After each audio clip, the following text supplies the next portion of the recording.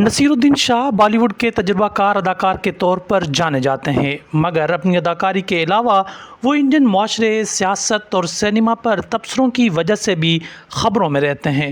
فلمی دنیا میں جہاں لوگ محتاط انداز میں بات کرتے ہیں یا خاموش رہتے ہیں، تو وہیں نصیر الدین شاہ اپنے دل کی بات صاف گوئی سے کہتے ہیں۔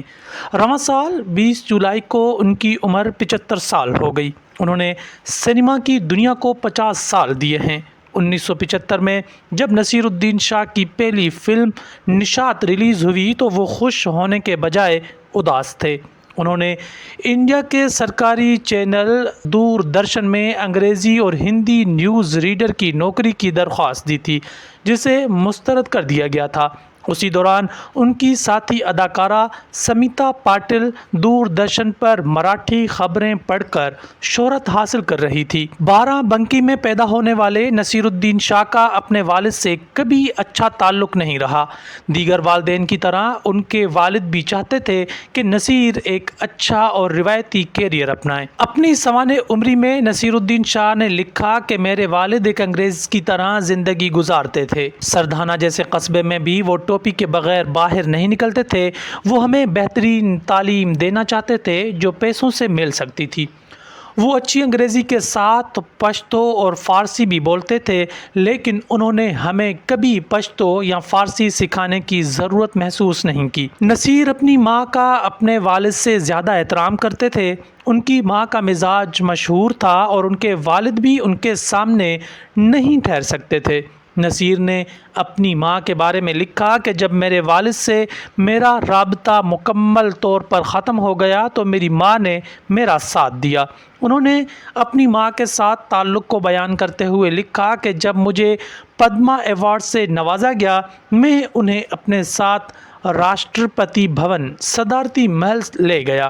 میری الماری میں اب بھی ان کا ایک دوپٹہ ہے جس میں ان کی خوشبو باقی ہے۔ میری زندگی کا سب سے پرسکون لمحہ وہ تھا جب وہ اپنے دوپٹے کے ایک کونے کو اپنی سانس سے گرم کرتی اور میری پلکوں پر رکھتی۔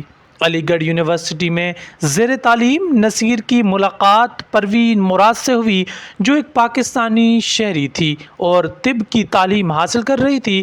اس وقت 19 سالہ نصیر نے اپنے سے 15 سال بڑی پروین سے شادی کر لی۔ نصیر لکھتے ہیں کہ وہ زیادہ خوبصورت نہیں تھی، لیکن ان کا لباس کا انداز مجھے متوجہ کرتا تھا۔ وہ بہت ہنستی تھی۔ علی گڑھ کے لوگ دوسروں کے معاملات میں مداخلت کرنے میں لطف لیتے تھے۔ جب ہم ایک دوسرے کا ہاتھ پکڑ کر باہر جاتے تو لوگ سرگوشیاں شروع کر دیتے۔ ہم نے 1 نومبر 1969 کو خاموشی سے شادی کر لی۔ جب میرے والد کو کئی دنوں بعد اس کا علم ہوا تو انہوں نے ایک خط لکھا اور مجھے سادہ لو بے وقوف کہا۔ دلی کے نیشنل اسکول آف ڈرامہ میں داخلے کے بعد نصیر کا رابطہ اسکول کے ڈائریکٹر القاضی سے ہوا۔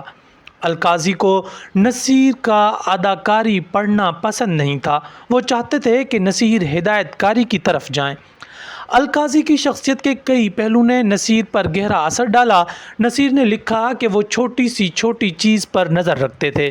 ڈائریکٹر ہونے کے باوجود ان کی توجہ ہمیشہ باتھ روم کی صفائی پر ہوتی تھی۔ وہ اکثر خود باتھ روم صاف کرتے نظر آتے تھے۔ اسی دوران نصیر کی بیٹی ہبہ پیدا ہوئی۔ نصیر نے اپنی سوانح عمری میں اعتراف کیا کہ وہ اپنی بیٹی سے حسد کرنے لگے۔ انہیں یہ بات تکلیف دینے لگی کہ وہ اب پروین کی زندگی میں سب سے اہم شخص نہیں رہے۔ پروین سے ان کی دلچسپی کم ہونے لگی۔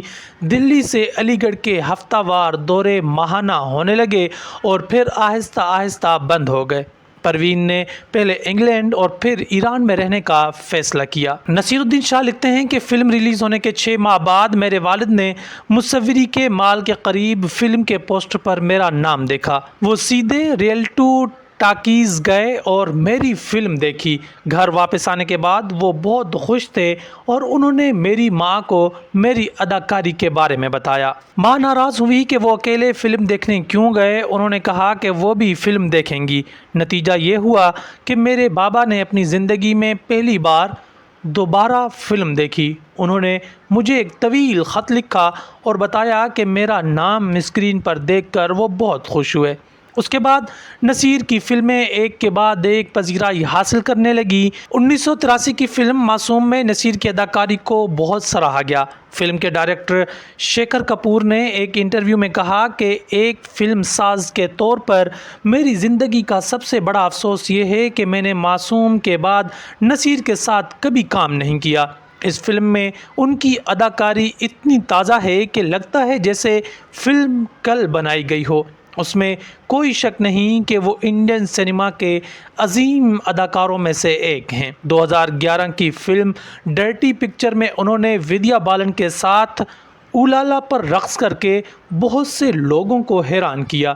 اس کے علاوہ انہوں نے چمکدار، موہرا، چائنا گیٹ اور زندگی نہ ملے گی دوبارہ جیسی کمرشل فلموں میں بھی کام کیا، لیکن کمرشل فلموں میں حقیقت پسندانہ اداکاری دینے کی ان کی کوششیں نہ تو مناسب سمجھی گئی اور نہ ہی سراہی گئیں۔ ایک ڈائریکٹر نے ان سے صاف کہا کہ نصیر جی، یہ آرٹ فلم نہیں، یہاں اداکاری کرنی پڑتی ہے۔ نصیر الدین شاہ کی دوسری شادی 1983 میں اداکارہ رتنا پاٹھک سے ہوئی۔ انہیں پدما شری اور پدما بھوشن سے نوازا گیا۔ اس کے علاوہ انہوں نے پار، سپرش اور اقبال میں بہترین اداکاری کے لیے 3 نیشنل ایوارڈز حاصل کیے۔ انہیں آکروش، چکر اور معصوم نامی فلموں میں اداکاری کے لیے 3 فلم فیئر ایوارڈز بھی ملے۔